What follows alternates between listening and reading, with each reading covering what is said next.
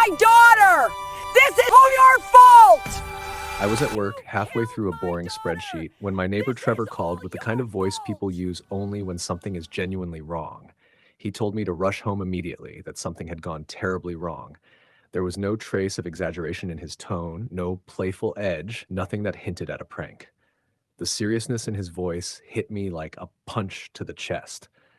I didn't even bother shutting down my computer. I grabbed my keys, ran out of the office, and jumped straight into my car. The entire drive, my mind churned through disasters, break-ins, fires, maybe even Karen leading an HOA militia into my yard. But before I tell you what I found waiting for me, we need to rewind a bit because none of this chaos started today. Welcome to Prodigy Tales. Make sure you like and subscribe for your top-notch HOA drama.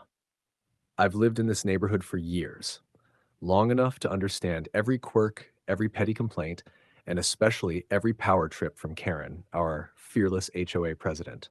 She treated the neighborhood like her personal kingdom, ruling with fines, warnings, and unsolicited opinions about everyone's property. I usually ignored her, mostly because avoiding her was easier than engaging. But that all changed the moment I finally built a pool behind my house. Not a tiny thing either. It was a real backyard oasis, something I had worked and saved for. When it was completed, I felt proud. I felt accomplished. I should have known Karen couldn't let me enjoy anything in peace. The first time she saw it, she looked at my pool the way a pirate looks at stolen gold. I could practically see the gears turning in her mind as she stared at it.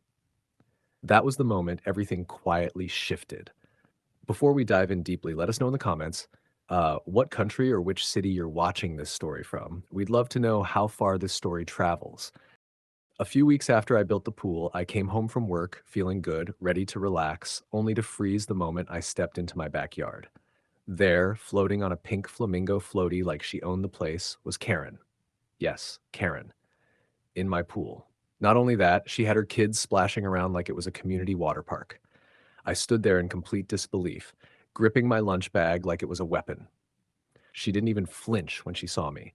She just waved and said, "Oh, good, you're back. We warmed it up for you." I asked her how she even got inside. She pointed casually toward the side gate, claiming it wasn't locked properly, which was a bold lie because I double-checked it every morning. She then said pools were community treasures, and I was being selfish by keeping it to myself. After that nonsense, she climbed out, gathered her kids, and strutted away like she'd just completed a charity mission. 2 days later, I came home to the same circus. Then it happened again, and again, and again. Like clockwork, she turned my backyard into her personal aquatic vacation spot. I put up new signs telling people to stay out.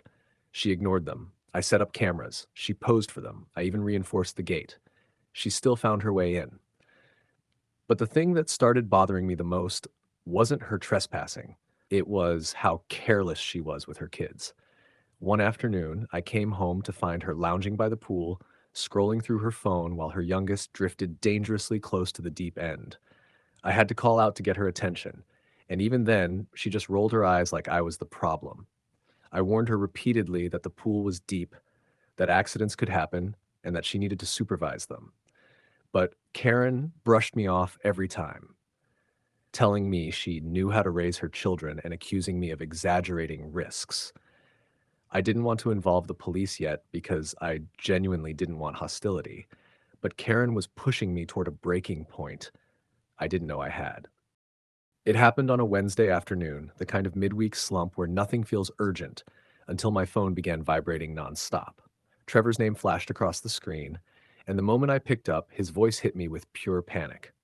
He told me to rush home immediately, that something terrible had happened, and before I could ask a single question, he hung up. My chest tightened. I grabbed my keys and bolted to my car, speeding through every turn like the world was collapsing behind me. The closer I got to my street, the louder my heartbeat became, thudding in my ears like a warning drum. As I turned onto my block, I saw it. Neighbors gathered in clusters, hands over mouths, eyes wide with horror. An ambulance was parked crookedly in front of my house, lights flashing violently against the quiet afternoon.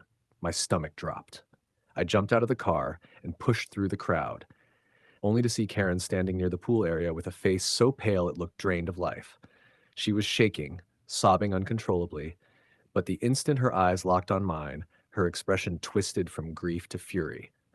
"There he is!" she screamed, pointing at me like she'd found the villain of the century. "Arrest this man! He did this! He set me up with his stupid pool!"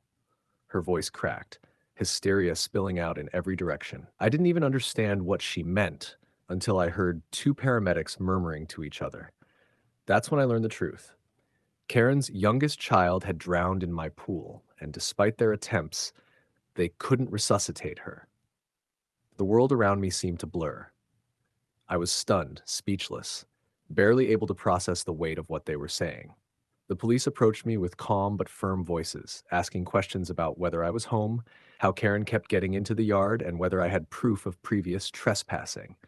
Luckily, I had everything documented: the cameras, the warnings, the timestamps, even her blatant disregard for safety.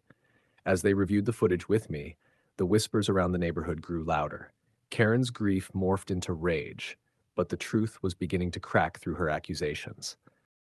A few weeks passed after the tragedy, and the neighborhood felt eerily quiet. People avoided eye contact, whispers floated through driveways, and Karen refused to acknowledge a single word of condolence I offered. I understood she was grieving, but the hostility in her eyes whenever she saw me could have burned through concrete. I tried to keep my distance, focusing on my own life, hoping time would cool everything down. But Karen had other plans, plans wrapped in bitterness and denial. One calm morning, I opened my mailbox expecting bills or flyers, only to find a thick envelope with my name scribbled across the front. Inside was a subpoena.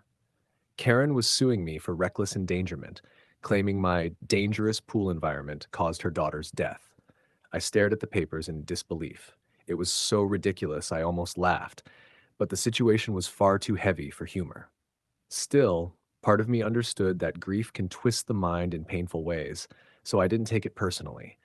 But I wasn't about to let her drag me through the mud without defending myself. When court day arrived, the tension in the room was thick enough to choke on.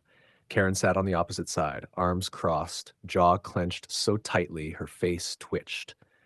Her lawyer tried to paint me as negligent, irresponsible, even malicious.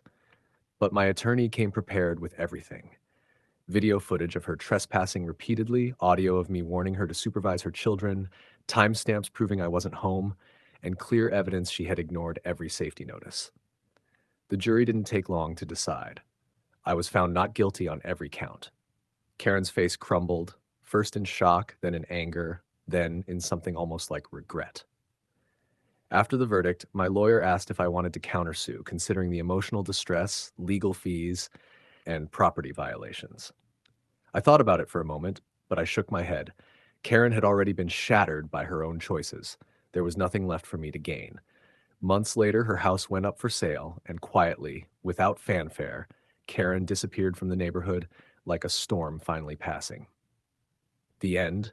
Please like and subscribe for more HOA showdowns like this. Do you think she got what she deserves? Comment below.